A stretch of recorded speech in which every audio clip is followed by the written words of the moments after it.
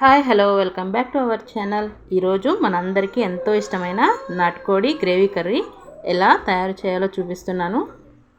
మా ఇంటి స్పెషల్ నాటుకోడి గ్రేవీ కర్రీ సింపుల్గా ఎలా ప్రిపేర్ చేయాలో ఈ వీడియోలో అయితే చూద్దాము. ఎక్కడా స్కిప్ చేయకుండా చూసేయండి. ముందుగా అయితే మసాలా ప్రిపేర్ చేసుకుందాము. దానికోసమని నేను ఇక్కడ 3 టేబుల్ స్పూన్లు ధనియాలు తీసుకుంటున్నాను.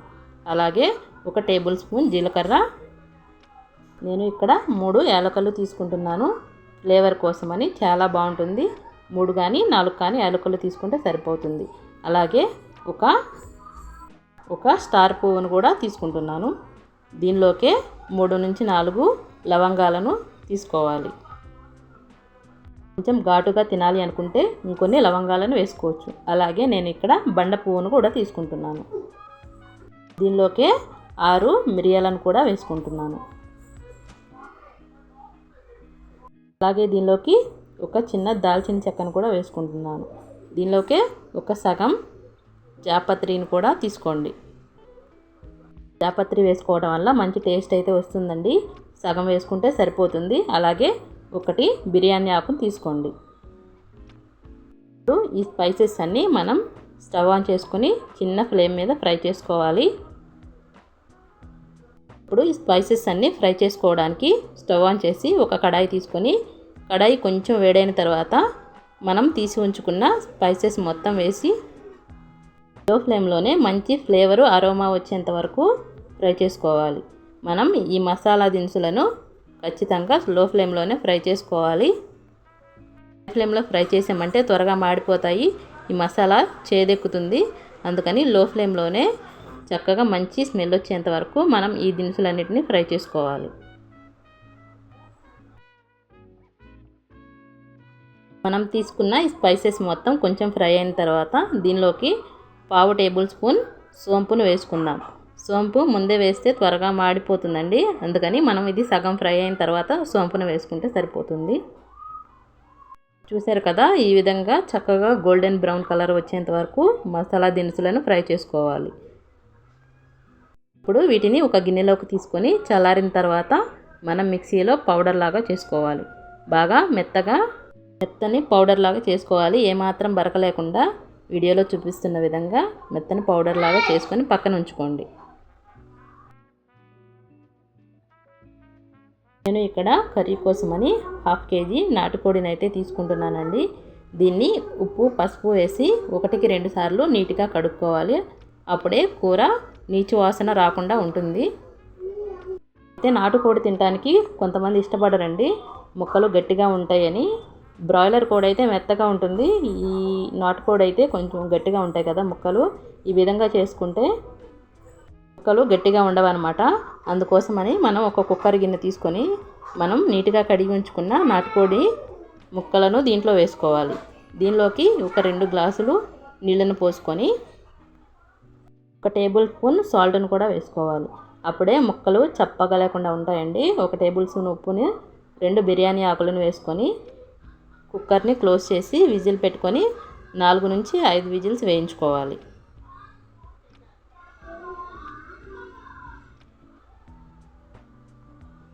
నేను ఇక్కడ 5 విజిల్స్ అయితే పెట్టుకున్నాను. 5 విజిల్స్కి నాకు 70% మాత్రమే ఉడికింది. కొన్ని లేత మాంసం ఉంటుంది, అది తొందరగానే ఉడుకుతుంది. లేత మాంసం అయితే 2-3 విజిల్స్ అయితే సరిపోతుంది. మనం ఇక్కడ 70% మాత్రమే ఉడికించుకోవాలి. మిగతా 30% మనం కర్రీలో ఉడికించుకోవాలి. అప్పుడే ముక్కలు చప్పగా లేకుండా టేస్ట్గా ఉంటాయి. ఇప్పుడు కర్రీ కోసమని ఒక మీడియం సైజు ఉల్లిపాయను, 3 పచ్చిమిరపకాయలను, 3 కరివేపాకు రెమ్మలను, గుప్పెడు కొత్తిమీరను తీసుకుంటున్నాను. వీటన్నిటిని సన్నగా కట్ చేసుకోవాలి.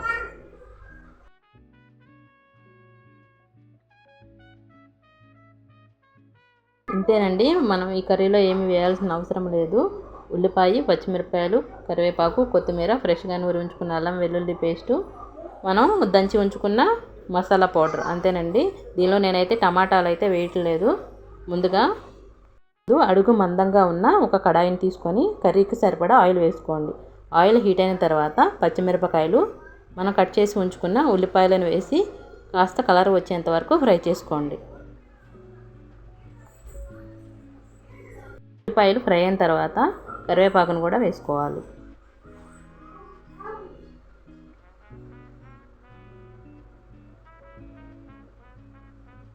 ఈ కరివేపాకు ఉల్లిపాయలు బాగా చిటపటలాడి ఉల్లిపాయలు చక్కగా పింక్ కలర్ వచ్చేంత వరకు ఫ్రై చేసుకోవాలి.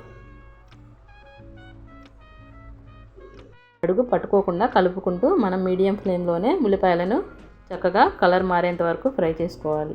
ఇలా కలర్ మారిన తర్వాత మనం ఫ్రెష్గా నూరి ఉంచుకున్న అల్లం వెల్లుల్లి పేస్ట్ను కూడా 3 స్పూన్లు వేసుకోవాలి.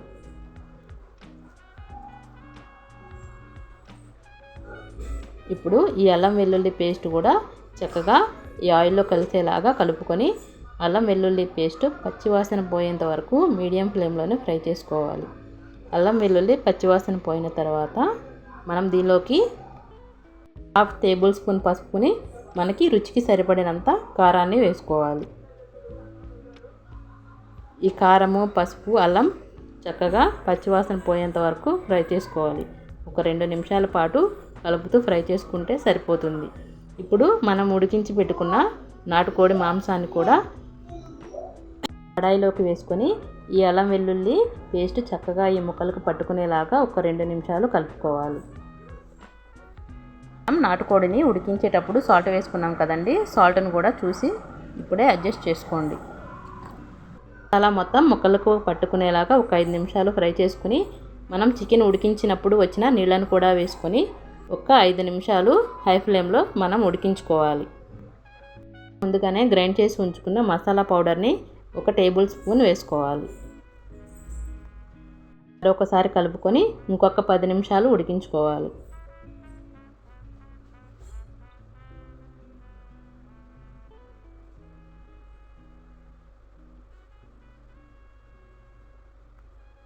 ఒక 10 నిమిషాల ముందే కొత్తిమీరను వేసుకోండి.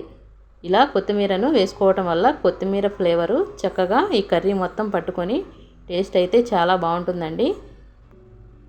నాటుకోడిలో గుడ్లు వస్తే అవి ఒక 10 నిమిషాల ముందు వేసుకుంటే సరిపోతుందండి. ముందుగా వేసుకుంటే పగిలిపోయి కర్రీ మొత్తం నీచు వాసన వస్తుంది. ఈ గుడ్లను వేసి ఒక 10 నిమిషాలు మూత పెట్టుకుంటే చక్కగా ఉడికిపోతాయి. ఎక్కువ టైం అయితే పట్టదు.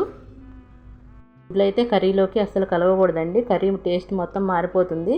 లాస్ట్లో వేసుకుని ఒక 10 మినిట్స్ మూత పెట్టుకుంటే చక్కగా ఉడికిపోతాయి. కర్రీ టేస్ట్ అయితే మాటల్లో చెప్పలేము.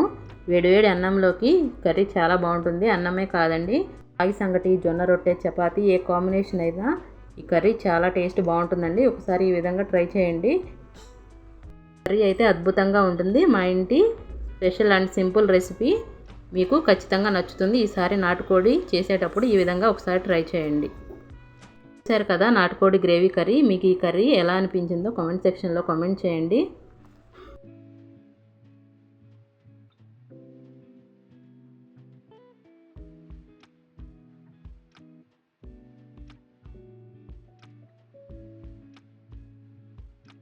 ప్లీజ్ మన ఛానల్ని అయితే సపోర్ట్ చేయండి. ప్లీజ్ లైక్ చేయండి, షేర్ చేయండి, మన ఛానల్ని సబ్స్క్రైబ్ చేసుకోండి. ఇంకొక మంచి వంటకంతో నెక్స్ట్ వీడియోలో కలుద్దాం. Thank you for watching. Please subscribe our channel. Thank you.